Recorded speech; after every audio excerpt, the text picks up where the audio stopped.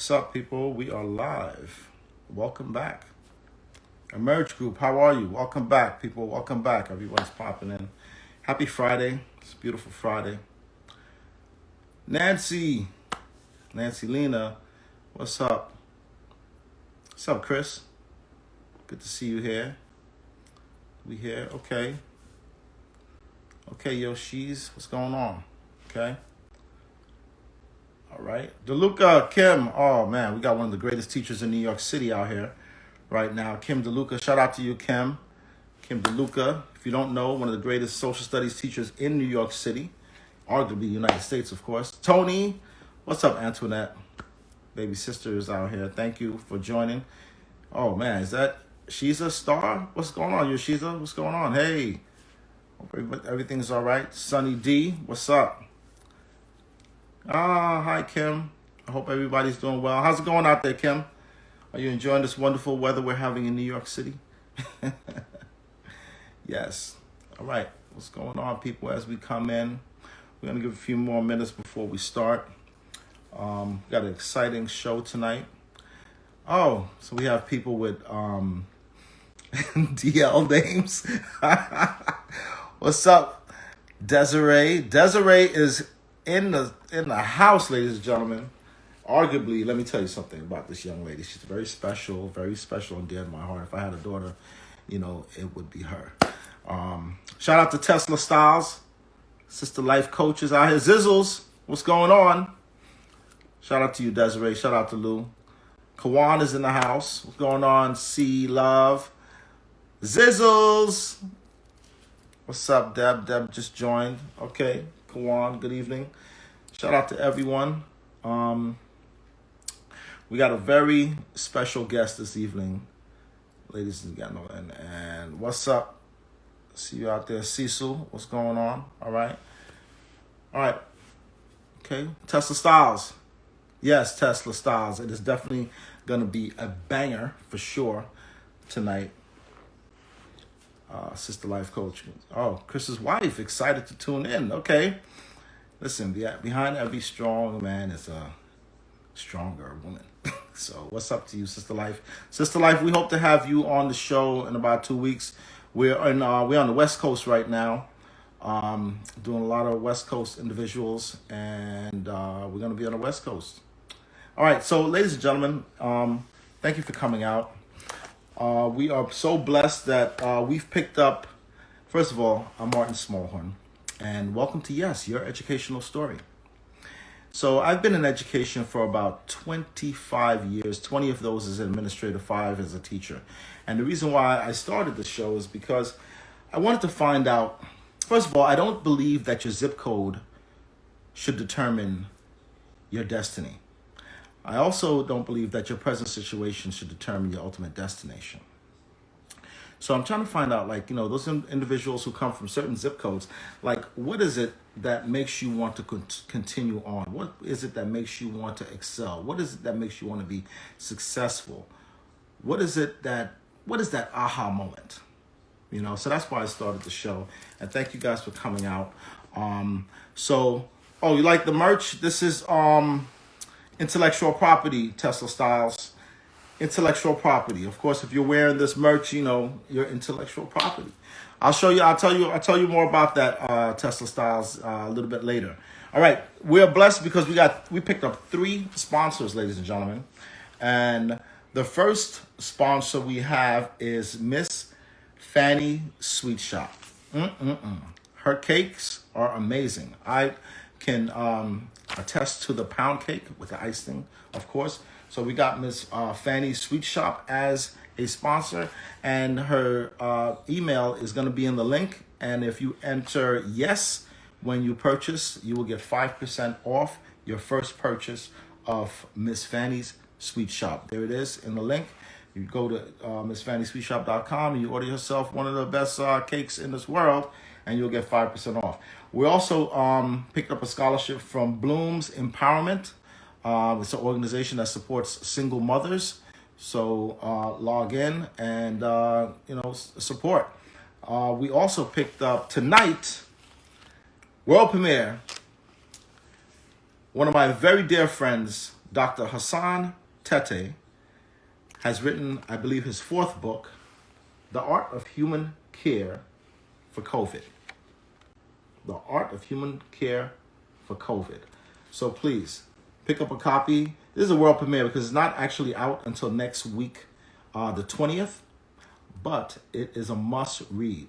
All right? And for those of you who know me, you get a free copy. For those of you that know me, you get a free copy. So shout out to Dr. Teta for sponsoring our show. And the sponsor, of course, is The Art of Human Care. His website is in there. Please check it out. Okay? And we're going to dive in. Never give up, ladies and gentlemen. You should never give up in life. A wise man once said that though no one can go back and make a brand new start, anyone can start from now and make a brand new ending. Because life is so amazing, right? We get the opportunity to start over every single day. Did you know that quitting is a temptation? Yes. Hey, Roxanne, shout out to you. Quitting is a temptation. When I ran the New York City Marathon a couple moons ago, I had hit the wall at mile 20. And if you don't know what the mile is, most runners know what the mile is, but if you want to feel what the hitting the wall feels like when you're running, go outside right now and run as fast as you can until you feel like your chest is about to explode and you have to stop. That's called hitting the wall. So I hit the wall at mile 20. And, you know, I wanted to stop. I wanted to quit because it was like, it felt easy. It was the thought that came to mind. And then you ever notice that when, you know, you're doing something and then it becomes so hard that you feel like quitting and you're like, you know you shouldn't quit, but then you start convincing yourself that it's okay to quit and that you should quit. You know, we all get that thought. We all get that thought when we are striving for something. It may be at a job. You're like, man, this is I don't want to deal with this, you know, but you know, and then you start convincing yourself. The bottom line is that you should not quit. Because giving up is never an option. It really isn't. Quitting is not an option. And tonight's guest is going to share his wonderful story about something similar. I'll let him tell his story. You know, let's bring him up right now. Okay, with tonight's guest, we're going to bring on, just invited him, Chrishaad Moye is going to join us and share his outstanding story. Chrishaad, and we're waiting for Mr. Moye. And there he is. We live. We are live, Mr. Moye. Mr. Moye, where you checking in from right now? All the way from the West Coast, man. From West Coast? Oh, man, we on the, as I said before, we on the West Coast for a couple of weeks now. Chrishaad, welcome to the show. I mean, thank you. First, let me say I'm so beyond proud of you, young man. I'm so proud of you. Can you, all right, I'm going to let you start your story. Before you start, I need you to state your zip code. The zip code that you're repping, not now, but the zip code you were repping where your story is going to start from. Oh, man, 10473. Shout out to 104. Is that the Bronx? That's the Bronx, Soundview section, baby. Okay, shout out to the X. Shout out to the X. Excuse me. Yes, all right, yes. so Chrishaad, what zip code are you in right now? 90260, California. Okay. All right, Chrishaad, thank you for coming on. Thank you for having me, man. This is man. All right, I'm excited. So I'm like, okay, I'm trying to be calm here because this is going to be an exciting journey. So, ladies and gentlemen, buckle your seatbelts and come with us on this little journey. So, where do you want to begin, sir? First off, I want to tip my hat to you, man. You're doing some great work. Thank you. When I spoke to you a while ago, man, I was serious about one day they're gonna have a statue of you in the Bronx, man. for all the work that you do. I was serious about that. So you're doing some good stuff, man. So I love to see this. Thank you for your kind word, brother. Thank you. Yes. Thank you. Yes. So now for my story, if I start my story, I like to start 8th grade. Okay. So my mom was a very big influential person, and she definitely, as most people's moms, she did a lot for me. She sacrificed a lot, and she did a lot to make sure that I had. And when I think about one of my mantras and one of the things that I live by is never accept a no as an answer. Okay. And for me, it started really, really early. So I share this story a lot. When I was in the 8th grade, I had applied for a certain middle school, and my whole family had went to this middle school. So this is a serious thing. It's a very serious thing, right? And, it was a performing arts middle school, and I didn't get in.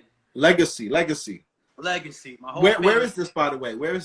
Oh, shout outs to IS 131. Okay. Section of the Bronx. Okay. 131 for everybody who's in that section of the Bronx. I had got accepted. That wasn't at the time. I think zone schools was a thing, and that wasn't my zone school. So I had to go through some hoops to get in. But I wanted to go to the school as well. My mom, she didn't take that when I didn't get accepted based off the performing arts piece. She didn't accept that. Okay. And on the first day of school in the 7th grade, she took me down to the district, and they pretty much asked her what school she wanted me to go to. They signed a paper. She took me, and that was it. It was just like that. But she didn't know that going in. She didn't know what the process was going to be like, but she knew that she wanted me to go somewhere. And I think as a child, it was very important, as you know, your parents are your advocates and they lead by example. And for my mom, she didn't accept no for me because I was a kid at that point. But I took that on as I became an adult. And when I got posed with challenges, I didn't take no. I went the extra mile to see, like, hey, I know you said no, but I don't believe it. You got to show me the proof. Show me why I can't do this. Show me why it's no. Tell me why. That's you right. Can't tell me why. We gotta have a conversation about how we can make it a yes. And you know what? Shout out to your mom because you learned that beautiful skill of, I'm not going to take no as an answer. If I want something, I'm going to go extra hard to get it. So what's your mom's name? Shout her out, man. Oh, big Sabrina, baby. Sabrina Moye, man. Okay, Miss Moye. From a unique cloth, man. She don't take no mess. That's right. She's very serious, and she, like I said, first day of school, she took off work and she took me down to that district office. And we had no idea what the process was going to be like. Yeah. I'll share the story with you because it's a funny story. But the lady, whoever was in charge, she walked right past us and she asked us if we needed help. And we said, no, thank you, we're being helped. And she walked down the hallway and all of the parents got up and started chasing her because she was the person she was running things at that time. Okay. She was the one who had to sign off on people getting into school. So she pretty much, she signed us off. But again, we had to wait. It was a process. It ended up not being too bad of a process. But of course, you never know what happens when you go that extra mile. Had my mom not took off work that day and took me down to the district to see, we would have never known that it was as simple as showing up, saying what you want. And sometimes people will hand those opportunities to you, but you got to put yourself in position to ask for those things. That's right. Don't take no. Sometimes you got to show up. Yeah, just showing up. That's half the battle. We're going to get into that. We got to get into. All right. So continue. So there was that piece that my mom she went that extra mile. She took me down to the district. Lady signed the papers. I went into the school. At that time, that was middle school. That was my dream. Middle school. I really wanted to go there. And then further along, I went on a couple of college tours as a student. Shout out to the Salvation Army. I worked at the Salvation Army as a tutor for about 2 years while I was in high school. They also played a pivotal role in kind of opening my eyes up to college and HBCUs. I didn't know what an HBCU was till I started working for the Salvation Army. They took us. They actually at that time they would pay us more to go on these tours because we would be considered working longer hours. This is middle school. This was in high school at this point. So I'm transitioned now. I'm in about 10th grade. I started working for Salvation Army in about the 10th grade. What high school are you in at this time, Chrishaad? Lehman. Only the greatest, man. Well, the people want to know. Lehman High School. Shout out to Lehman High School in the Bronx. Mr. Luca's on here. I don't know if you remember Mr. Luca, one of the greatest social studies teachers known to men at Lehman High School. I don't know if you remember her. She's really amazing. I didn't take her, but I remember her. Okay. All right. So you're leaving high school now. You're going on these college tours, and you're in 10th grade. What's going on? Just trying to figure out life as a kid, trying to figure stuff out. I used to get paid every 2 weeks, man, $198, and I used to make that $198 stretch. I did everything with that $200, man.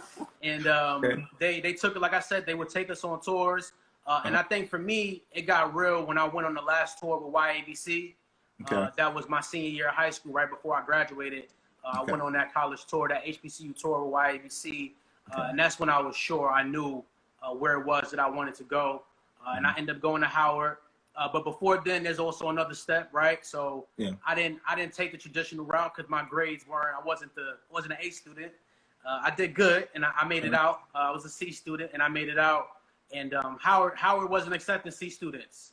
They didn't take C's. So when I graduated high school, I ended up going to community college. And even community college, I only got in a week before classes started.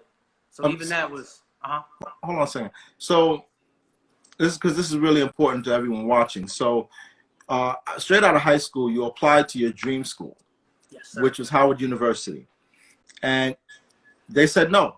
They said no. They said no, right? But it's important for people to understand the trajectory and the method, the strategy that you use from there.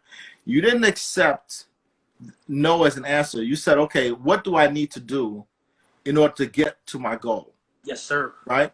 Yes, so sir. So your goal from high school, you went to community college? Monroe. Wait, what happened to community college? I went to community college. I went to Monroe Community College. And you said, what were you saying? It was a week before school was about to start? Starts when I got my classes. Week before school was about to start. Wow. Got classes. Monroe was the only school that's still enrolling students. I used to work at Sears on Fordham. So I worked on Sears. Shout out to Fordham. Yeah. So that Fordham became a big part of my life. Okay. I ended up moving over there as well. I got a little room as a high school, as a community college student. I rented out a room, so I was living by myself. Okay. I lived on Fordham, worked on Fordham, went to school on Fordham, and community college for me was a great chance. I work in a community college now with students, and our goal is transfer. And one of the things I always get to tell folks is that, community college is a chance for you to hit the reset button. Whatever you did in high school, you get to take an opportunity to hit that reset button. And community college is a chance for you to start fresh. So whatever school it is, if you're passionate about going to one of these big Ivy League or big name colleges, if you decide to do community college first, it's definitely an opportunity for you to hit that reset button, because once you apply as a transfer student coming from community college, they're no longer looking at what you did in high school, test scores, grades. They're looking at how did you perform as a community college student. Well said, because a lot of people don't know that coming out of high school, that just because you don't get into your dream school, and your story is interesting because you waited to the very last minute to enter into the community college a week before. And listen, everyone out there that's listening, understand that there's always a way. There's always a way. So if you don't get in because of what society's rules say with the dates and the deadlines, there's always a community college or a college that's willing to accept you. But as Chrishaad has shown us so far, you got to show up. Yeah, got to be there. You got to show up. So all right, so you go to Monroe, right? And then now what? You still eye on the prize. I got to get to Howard. So what? Got to get to Howard. Yeah. So I did my research and I looked up transfer scholarships. And it was a blessing because it's an expensive school, right? Colleges, it costs. And Howard cost a lot. So I got blessed. So when I did get my associate's degree, so I worked, lived on Fordham. My whole life was on Fordham. Once I got my associate's degree, and you don't necessarily have to get your associate's degree. You can do 1 year at a community college if you're that serious and you can transfer out. I chose to stick around and get my associate's degree because I wanted to work. Wherever school I was transferring to, I wanted to work. So I stayed and I got my associate's degree. But when I transferred to Howard, I got accepted first, so I got my acceptance package first. And then a week later, my scholarship came in the mail. So for that week, it was kind of bittersweet because I was very excited about getting in, but I really didn't know how I was going to pay for it because it's expensive. So yeah, you had the grades to get in and you made it, but now how are you going to pay for this thing? And then within a week, or a little less than a week actually, my scholarship letter came in the mail, and they let me know that I got a full academic scholarship. A full ride to Howard University. Yeah, I had to pay for housing and food, but other than that, everything else, academic-wise, everything was paid for. Shout out to the FAFSA, the financial aid for pre-application financial. So you get into Howard. And you're excited because I remember we went, and for everyone out there, I took Chrishaad way back when on a college tour to Howard, to many colleges. But when we got to Howard University at the time in high school, he said to me, this is it. Yeah. This is where I'm going to go. So for it to be manifested, fast forward, and now you're there. Talk about it, brother. Talk about it. Man, the experience is great. I wouldn't trade the experience for anything, and I would highly recommend anybody to kind of get that. For me, the HBCU experience. So I went to what's called a PWI, a predominantly white institution, and I went to a HBCU, and the difference is stark contrast. That experience you get from being in a school surrounded by people who look like you. You start to learn a whole lot, and it does a whole lot to your character in regards to creating grit and just having a respect for your culture and for yourself and kind of your identity. So that was a big thing for me. I did the fraternity thing. I was the president of the dorm. I was the vice president of the fraternity. I did all the fun stuff as well too. But I maintained having scholarship. You know, you got to keep your grades up to get that scholarship each semester. Now I see my brother David Holmes out here, who's Phi Beta Sigma. So I just want you to make sure shout out your fraternity. Oh man, the shout brown out to and the gold. Sigmas. Iota Phi Theta Fraternity Incorporated. Okay. We're the youngest frat in the Divine Nine. All right. Okay. Talk about it. Yes. All right. So yeah. Somebody just said blue fire in the chat there. Oh, that's okay. Those are our close cousins right there, man. Okay. Those are our close cousins. It's all love. It's all love. Yeah. All right. So now you're at Howard. You know, your fraternity. You're doing things. I'm so proud of you. You're excelling. So all right. So what happens now? Oh man, I gotta tell a story when I bumped into a YABC student who Really? actually went to high school with me. So when you all were taking a tour there, so I got to see Smallhorne and Lima and YABC there twice. So the first time I bumped into a student and we caught eye contact and we looked at each other, and then I looked around and I seen Smallhorne and I put together, I'm like, oh, Smallhorne is on the tour. Yeah. He's on the tour right now, giving a tour to students. And I think that first tour for me, I think was a little bit more impactful, my presence, because there were people who were there who were in school with me. The first time you all came out to Howard, when you all came on tour, there were people who were on that tour who, you know, we walked the halls together. We did some stuff together. So absolutely. It was nice for me to be able to pay that back. Did the 4 years. So when I transferred, I had to do 4 years because I changed my major. So I started fresh, but they were paying for it. So it was free of charge. So I took that. I said, well, if I got to do this more time, if it's going to be paid for, then I'm going to go for it. Okay. Man, I finished Howard. I graduated. Congratulations. Thank you. Congratulations. That's important, man. That's very important. A lot of great individuals come out of Howard, man. Yes. All right. So congratulations. So you graduate Howard University with a bachelor's degree. Yes, sir. And what's next for you? Oh man, I started working. I worked in DC for about a year. And for me, I had a dream. I always wanted to live in California. That was a big thing for me. I love my East Coast fam, but I don't like cold weather. Okay. So I had to, by any means necessary, I tried to escape cold weather. So I took my job offered me a transfer. They paid for me to drive across the country. They paid for me to move. I drove across the country, packed my car up. I drive a Honda. I packed my Honda up, and I was gone. And you drove to California. I drove to California from the East Coast, cross country trip. Wow. Great experience. Got to see a lot of the country. You'd be surprised, man, how much is out there within this country that if you don't travel, you don't get to see. I got to stop in New Mexico. I stopped in Carlsbad, New Mexico. Stopped in Texas.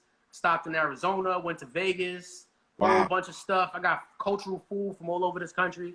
There's so much rich culture within our country that if you don't get to travel, you don't get a chance to see it, you won't even know. And it was beautiful, man. Get off the block and take a drive. Yeah. Right? Go see what's out there. Yeah. And you took, but listen, someone just put Sister Life, I wonder who that is, said that took so much faith. And she's absolutely right. That was a leap of faith, brother. Yeah.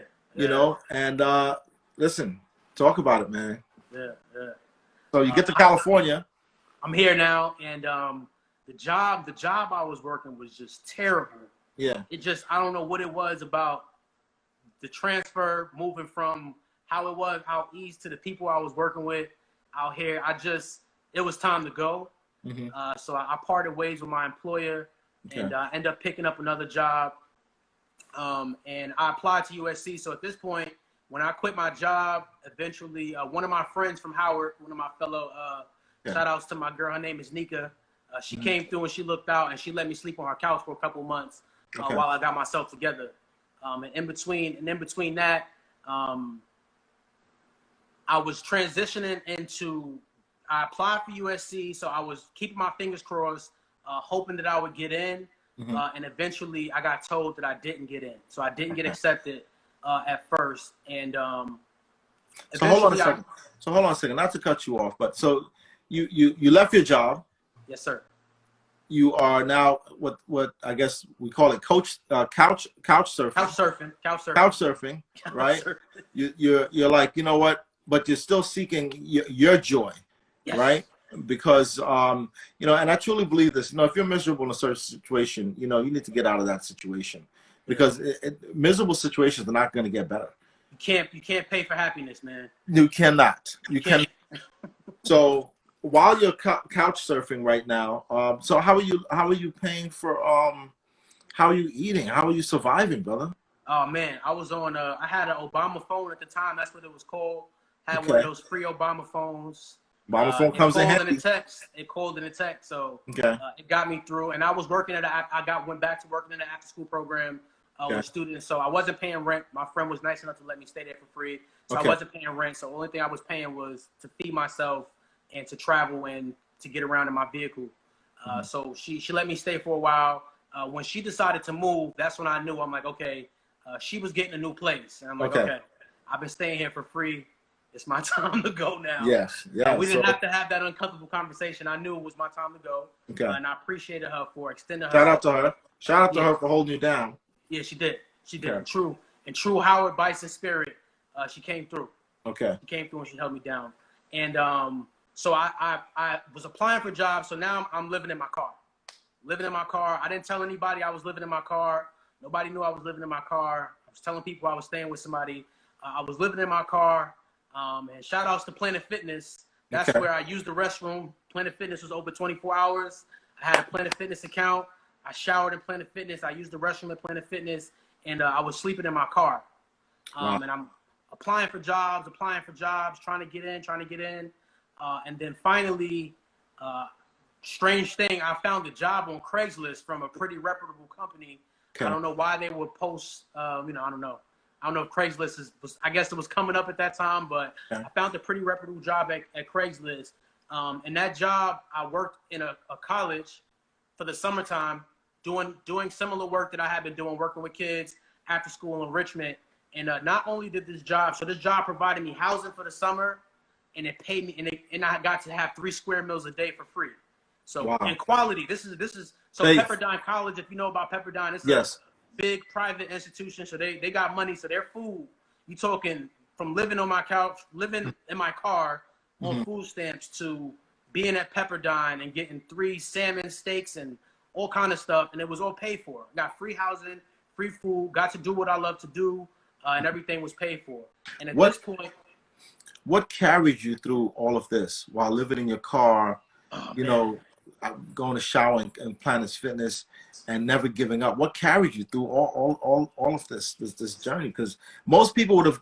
I don't know what most people would have done, but I can easily say they would have quit or given up or went back home. Yeah. To the Bronx. Yeah. So what carried you, man? Like. I started to see things working in my favor. So I did when I applied to USC.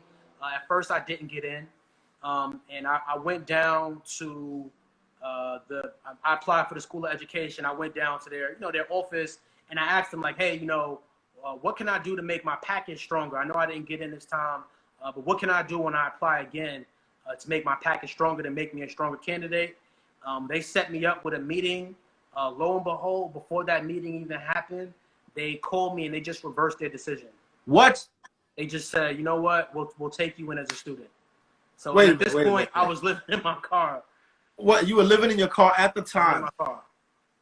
I went back to middle school, which your mother, took you and went down there, and because it wasn't going to take no for an answer. And now, fast forward, you applied to the University of Southern California. Yes. You did not get in. You're living in your car at this time. And then you, instead of saying, okay, I'm just gonna take that, you said, I'm gonna get dressed up, I'm gonna go down to USC, and I'm not going down there to riff with you or beef with you. I just want to know, how can I make my package stronger? Yeah. Yeah. And they said, It's strong enough. it's strong enough. Come on in. Yeah, yeah. Oh my So, God. they took me in, man, and I try to share that story as much as I can, because I think it's important that you know, we advocate for ourselves, man. Whenever opportunity, whenever you told no and you feel like you deserve something, and I felt like I deserved it. I worked hard. Yeah, I right. did my thing. When I was in Howard, man, having a scholarship looming over my head and knowing that my existence at Howard was only based off the fact that I had a way to pay for it through my grades. I worked hard to keep my grades up to where it needed to be for me to get that scholarship. So I knew I deserved it. I felt like I deserved it. Okay. And I went in there. I talked to them to see what they could say, and I guess they must have looked at my application and just pulled me in, man. By the grace of God, I was blessed, man. By the grace of God, but also you showed up, and that's half the battle. Yeah. Like I said, most people would have just taken that and been like, "Yo, all right, man, I gotta wait till next year, I guess." But you said no. This is something that I want, and this is something that I'm willing to do, whatever. But somebody put in here, Playboy Arnie. I don't know who that is, but he said, "Oh, that's one of my boys from Howard. Okay, from the Bronx too. He's from the Bronx. Yeah. What's up, Playboy?" He said, "We from the X. We gonna grind. Yes. We gonna go get it. Yes. We're not gonna stop." Okay, yes. So it's very inspirational, very inspirational. So, you get into USC. Any magic happen at USC? Oh man, so I went. So again, when I transitioned, so I started USC early August. Okay. And at this point, the summer camp was over. So the summer camp ended maybe 2 or 3 days before I was supposed to move into my dorm. Okay. So it was back to the car, living in my car again. So I'm living. I knew I only had a couple of days, so I'm living in my car. And I think it was. I want to say the date was. My memory serves me correct. It was August 7th was the move-in date. So I went there the night before. I parked my car in front of the building so I could be the first one. Okay. I slept in my car right in front of the building, so that way when it opened up and it was time to start, I'd be the first. I'd be the first one, because at this point, it's bigger. It's bigger than just moving in for me. I'm living in my car. How long were you living in your car? About 3 weeks. 3 weeks to a month. So I did like 3 weeks before I got the job with the camp. So I got the job with the camp. And at that time, when I got that job, I was still living in my car. Did anyone know? Did anyone know you were living in your car? Nobody knew. I didn't share with nobody. Knew. I would go to church, and after church, people from my church would, because my car, so the car I was living in was broken at the time. So that's another thing. So the car couldn't even move. Car was broken. So it was stuck. It was just a chunk of metal. I was living in a chunk of metal at the time. So people from my church, sometimes they would drive me home after church, and I wouldn't even tell them. And I was serving at the church. Like I was a greeter. I greet people when I sat them. I did collections for offering. So I actually worked in the church. I was participating in the church, and I didn't tell anybody, because I never want people to have I don't want to be a sob story. Okay. I don't want to be a pity story. I know that, I have firm beliefs in my religion, and I know that I'm gonna make it through. I don't have to ask for handouts, and I don't think it's anything wrong with asking for help if you need it. Yeah. I definitely believe if you need help, you should ask for it. But I just felt like it was going to work itself out. If I stayed consistent, it was going to work out for me. For you. And shout out to your church. What's the name of your church, by the way? Oh, at that time, I was going to One LA. One church, okay. One LA is in Hollywood area. Okay. They connected to Bishop T.D. Jakes and Potter's House family. Yep. Shout out to your church, man. They carried you. So when they were dropping you off at the when they were taking you to, they thought they were taking you to the gym. They thought they were taking me to the gym. And meanwhile, they were dropping me off to my car, to my house at that time, to where I was staying. Yeah. All right. So wow. So first day after school. First one there. So I get to USC. Yeah. I'm moving in. I got my car. I think moving was at 8:00. Rolling at 8:00, standing on line. I was the second one. I think I was the first one there. I was standing there, first or second one. I was standing there, and this young lady walked past, and she says, "Good morning, everyone. We have cookies and coffee. If you all want to grab something to eat while you're waiting online. It would be, it'd be amazing. Everything is right here. You can just go grab it. And about 4 years later, that woman became my wife. What? Yeah. I mean, man, she walked up. She was just glowing, man. And we were in the same program, so I didn't know that at the time. At the time she came over, she lured me in with some cookies and some coffee. I took that. I waited, and I started a small conversation, small talk. I had to get a bin to carry my stuff upstairs, right? Yeah. So this was an opportunity for me to go over and talk to her, not in front of people. So I go over there to get the bin because she's doing bin control. She's handing out the bin, so I go over there. I'm sweet talking to her, hey, what's your name? Where you from? I'm from New York. At this time, I was working out a lot, so I was swole. I had my tank top on. So I was trying to run a little game on her. Yeah. And, yeah, man, we found out we were in the same program, so I knew that, that would allow me, if we're in the same program, we're gonna brush shoulders again. Okay. We're gonna see each other, and yeah, man. Long story short, I ended up making her my wife, man. Oh, awesome. So she was there at the beginning of my my ascent upward. When I literally was moving from my car, starting school, and kind of as my life was going up, she was the first person there. Wow. That ascent started. So that is a beautiful story. But I think, one of the most beautiful stories about this whole journey is the way you proposed, if I'm not mistaken. Yes. Because I've never seen a proposal like that, and it brought me to it was very emotional. It brought me to tears. Yes. I'm gonna tell it because I don't want. Well, you tell it. You tell it. Oh man. How did you propose? So I was, I was connected to some folks. So and out here, they have what's called the Black Grad, and they have the regular graduation. And the Black Grad is to honor the African American students at the school.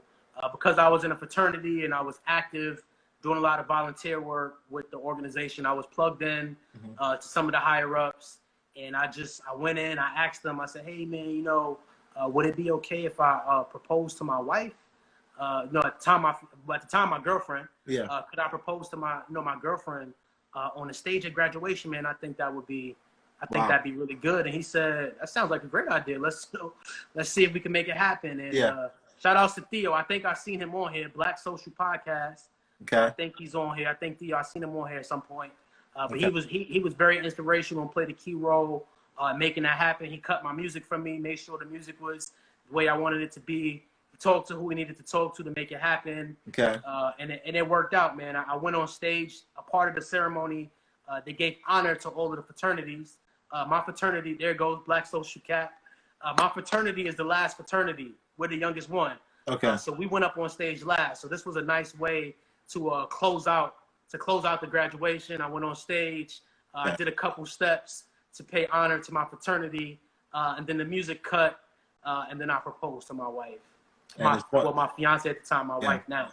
And it's one of the most beautiful proposals. If you get a chance to go to his Instagram page, his video is up there. It's a beautiful thing, man. And congratulations, you have a baby girl now, right? Yes.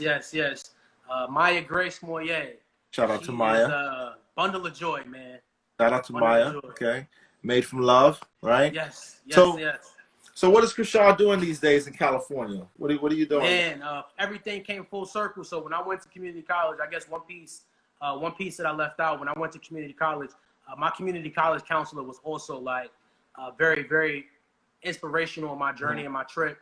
There were times when I wasn't sure if Howard was a good fit because I just was having a difficult time with the application process. Yeah. And she was there. She was riding my back. She was like, no, this is you you showed me that you want to go there. You showed me that you're serious. Yeah. She was she wrote my letter of recommendation. She played a big part when I was ready to give up. She kind of was that extra push that kept me going. And I'm currently a community college counselor now. So I'm doing the same thing that kind of what was important to me. It was a full circle. So I felt having intrinsic emotion attached to making sure students get what they need to get. And that they know that, whatever you did in high school is erased. Once you go to community college, you are starting as a brand new student. And whatever school it is that you want to go to, you can get there. And not only can you get there like myself, you can get a full ride scholarship. So don't think that anything is out of your reach. I was a C student at best, and I was very unsure about what I wanted to do with life, but I knew that I wanted to go to college, and I knew I wanted to go to Howard, and I didn't give up on that. And when I got told no that first time, I didn't give up, and community college definitely helped change. Man, I'm at a couple of community colleges now. Somebody in the chat is asking where I'm working at. I'm working at a couple of community colleges, one in LA, one in Ventura County. And it's been a blessing, man. They take good care of me. My community college job, I'm a professor as well. So I instruct some classes. I teach classes. I'm a college professor, counselor. Yeah, man. They take good care of me and my family. So not bad for a kid from the Bronx. Yeah. Not bad from Southfield. Yeah. Not bad. That's why your zip code can never determine your destiny. Okay? It's not. You can never quit on your dreams and what it is that you really want. You know, you go after it. And as Chrishaad has said, you know, most importantly, show up. Right? Show up. So listen, we're beyond proud of you. I am justifiably beyond proud. Okay, because I was there in the beginning and I was keeping in touch with you loosely as I try to do with all my former students, and you were going through this and you didn't say anything. I didn't say nothing, man. I was trying to figure it out. All right. Trying to figure it out. Proud of you, brother. I'm proud of you. Thank you. So listen, congratulations. Anything you want to leave the people with? Anything you want to shout out? Oh man, I got a couple shout outs. Shout outs to my wonderful wife who is here. She's in the house with me. She's in the back, and she's also in the chat as well too. What's her name? Her name is Dominique Moye. Dominique Moye. Shout out to Dominique holding things down. Yes. You know, strong black woman out there. Yes. Black girl magic. Yes. Okay. She wrote a book, so I want to give a plug for her book. Okay. You can find her book at sisterlifecoach.com. Her book is entitled "Speak Even If Your Voice Shakes." 7 Powerful Tools for the Millennial Woman. Very powerful book. Very powerful, very inspirational. If you have trouble, advocating for yourself and speaking up for yourself, you can go to sisterlifecoach.com. There it is. Get her book. It's in the chat. It's in the chat. There it goes. I see it. But she's been amazing, man. I've been floored by where our marriage is and just different things that we're doing and how much she's pushed me to become and be a better person. I also have a website that I'm working on. I'm working on a book. I'm working on a men's devotional book. So I'm a firm believer in Christ, and I encourage folks to try to read some scriptures, wrap your mind around. Don't be a fool to reality. There is a higher power out here. Life wasn't created out of nothing. We don't come from nothing. So there's somebody else who's watching our steps and who's looking after us. So I encourage folks to get involved and to try to get in touch with your spiritual side. Yes. And so I'm creating what's called a men's devotional. My website is madeforyouworldwide.com. Okay. My book, you can go there. The book is not up there yet. I'm doing some pre-sales, so the pre-sales will start on Monday. So if you're interested in buying my men's devotional, by Monday, you'll be able to log into my website, and that's madeforyouworldwide.com. You'll be able to go to that website and buy a pre-sale book, my men's devotional. It's a 21-day devotional. We tap into some scriptures. We talk about some serious topics around manhood, around what it means to be a man, what it means to be a spiritual man, what it means to be financially savvy. We don't leave the finances out. A lot of people don't know this, man. Scripture talks a lot about managing your money and being organized with your funds. Yes. Being disciplined and being organized with your funds. So we tap in to all of that inside my devotional. Absolutely. So, want to have a life-changing opportunity, or you want to learn some stuff with some fellas and challenge each other to be better, because it's very important. They say, show me your friends and I'll show you who you are. Show me your 5 closest friends and I'll show you who you are. I think if you can find a nice group of fellas to go through that devotional with, it'll help you all push each other to be better. Well said, brother. Well said. Yes. Well said. Thank you. I know I'm going to be picking up all copies, you know, so listen, I'm just in awe right now. Man. I just want to have this moment, I'm just so proud, man. You got me all emotional right now. Man. You know, I because want to thank you, Smallhorne, man, because you were a big part too, man. You were you didn't take no mess coming up, and that helped. That that level of grit I had to get through YABC, because I knew that you were serious business. Also carried over to my character and the way I try to carry myself now. So thank you as well, man. well, Because thank you, my brother. Thank you. yeah, Thank you. yeah, You know, you got to be part of the solution, people. You know, otherwise, yes, you know, you're just part of the problem. You got to be part of the solution. Listen, thank you so much. I'm gonna leave you with this quote, and this is a quote that I came up. That I'm gonna use this quote in honor of you, right? If you quit on the process, you are quitting on the result. If you quit on the process, you are quitting on the result. And I'm gonna tell you something about community college. There was this guy who started out at the community college out in California. And like you, he decided that he found out that you could transfer, that one of the Ivy Leagues was the #1 transfer schools, and that school was Columbia. So he decided to transfer to Columbia. And like you, he decided to turn it up. And then he decided, you know what, I'm going to go from Columbia to Harvard University. He got into Harvard. And then he decided he's going to become the president of the Harvard Law Club. Then he had this crazy idea eventually to become president. President of Barack Obama. yes. He went to Occidental College. Started at a community college. Community college. That's right. Yeah. So shout out to you putting the time, you know, at community colleges right now, you know, showing our students, you know, a different path, and acknowledging that, you know, it's not how you start, ladies and gentlemen, Mm-hmm. how you finish, right? Yes, sir. And, you know, like you said, listen, your network determines your net worth. Yes. Okay. Yes. And I'm not just talking financially, I'm talking spiritually as well. Yes. Right. Yes. So listen, my brother, thank you so much. Thank you. And shout out to everyone. And as usual, you know, thank you for joining us on Yes, Your Educational Story. And remember, everyone has a story to tell. But what's your educational story? And if you'd like to tell your story, DM me. We would love to hear your story. Chrishaad, shout out to you. Shout out to your beautiful queen. Shout out to Moye. Thank you know, and we wish you continued success. All right. And shout out to our sponsors, Miss Fanny Sweet Shop, drtedder.com, and of course, Nicolette, who does a spa company. Shout out to Nicolette.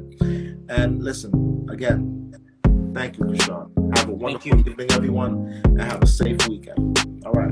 Peace.